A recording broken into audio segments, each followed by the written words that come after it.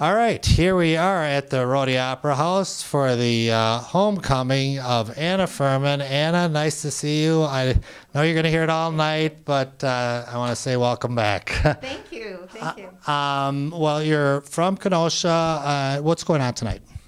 Well, we are celebrating the release of my first solo record that I'm putting out. It's actually the official release is March 27th, but we're doing this homecoming show to help celebrate and to bring it to the people of Kenosha. Yeah. Well, how did you get involved in music? Oh boy, well I've been involved in music since junior high school and singing in choirs and that kind of thing. But it wasn't until after I graduated from art school at the School of the Art Institute in Chicago that I started writing my own music. Okay. And I started writing and showcasing my originals at open mics around the city, and one thing led to another, and here I am. Yeah, the rest is history. So when you were at school and when you were being trained and everything, still reading and writing music, when was that point where you said, you know what, I'm going to do my own thing? You know what? To be quite honest with you, it was almost like a light switch going off. Because it happened when I was, right after I graduated from college, I was dating this gentleman, and he serenaded me with this song. It was a Steve Earle song on the guitar. And I was so moved by that gesture that I said, I need to learn how to do that. And I literally borrowed a guitar from an aunt, asked her to show me how to play some chords, and I wrote my first song. And seriously, my life changed after that. It's like I all of a sudden realized I was a songwriter. I mean, it evolved, of course, but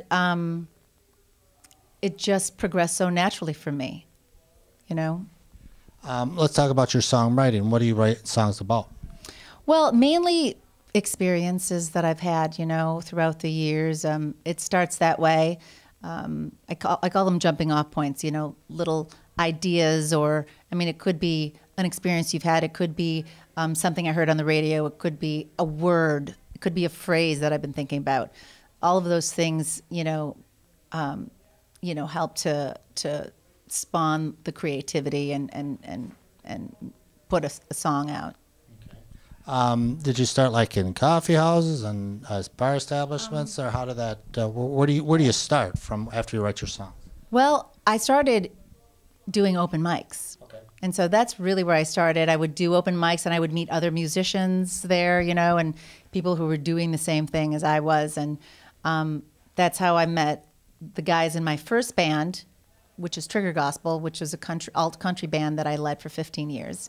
And so that's basically where, coffee houses, and then when you get the band together, then you start playing bigger venues and so forth and so on.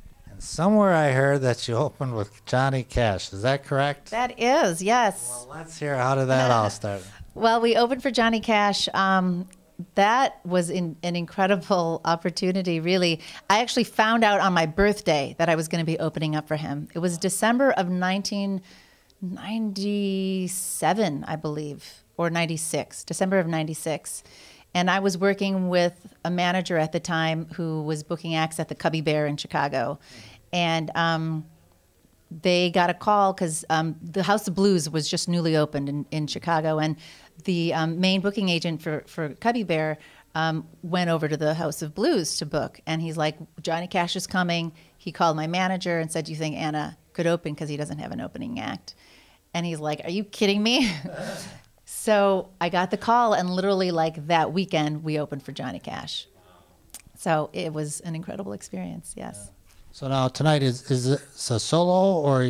Yes. Okay. Just solo, so then where did it, she says, you know what, I'm going to do some solo stuff. Let's hear about that. Yeah, well, that started about 4 or 5 years ago, and I wanted to do something different creatively.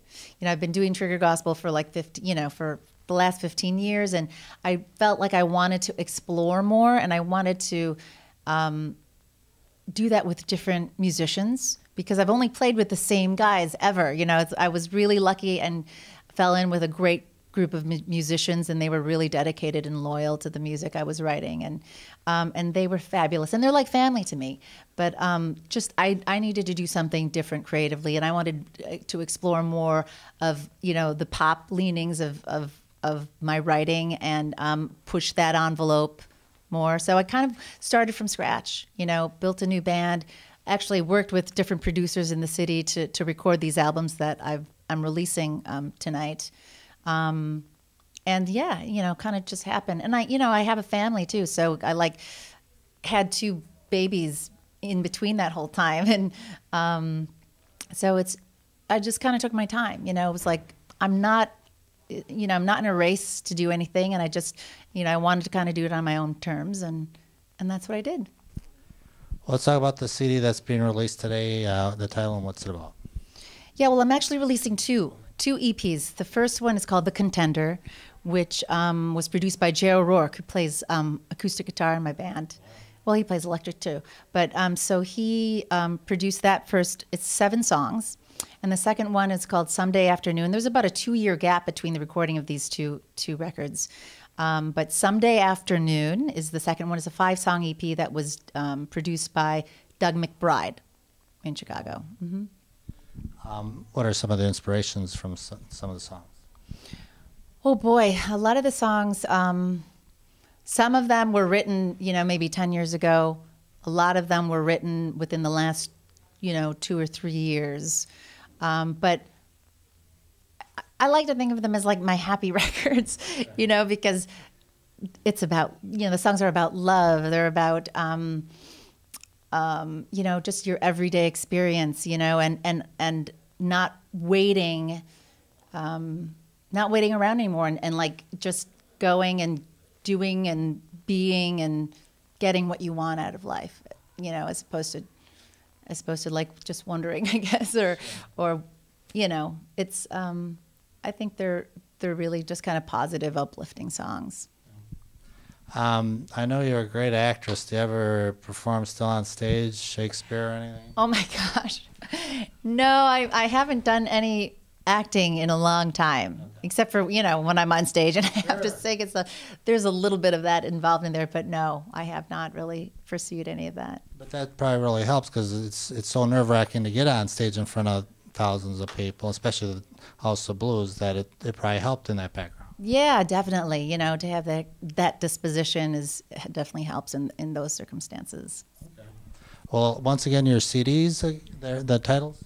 The Contender and Someday Afternoon, and they will be available through my website at annafermin.com, and they'll be available nationwide on iTunes, CD Baby, Amazon.com, digitally. And on the website, will they show touring of your upcoming performances? Yes, absolutely. You'll find all of that information on there, and information about upcoming shows and any other photos. No, I've looked at it, and they're just great photos and great story. It's just a success story that I can look at. And again, the website again? annafermin.com. And you can also follow me on Twitter or Facebook. All right. Yes. Well, I know you got a packed audience out there. I can't tell you how great it is to have you back here and perform, and especially with your CDs. And thank you so much for talking with us today. Thank you so much. I appreciate it. Good to see you.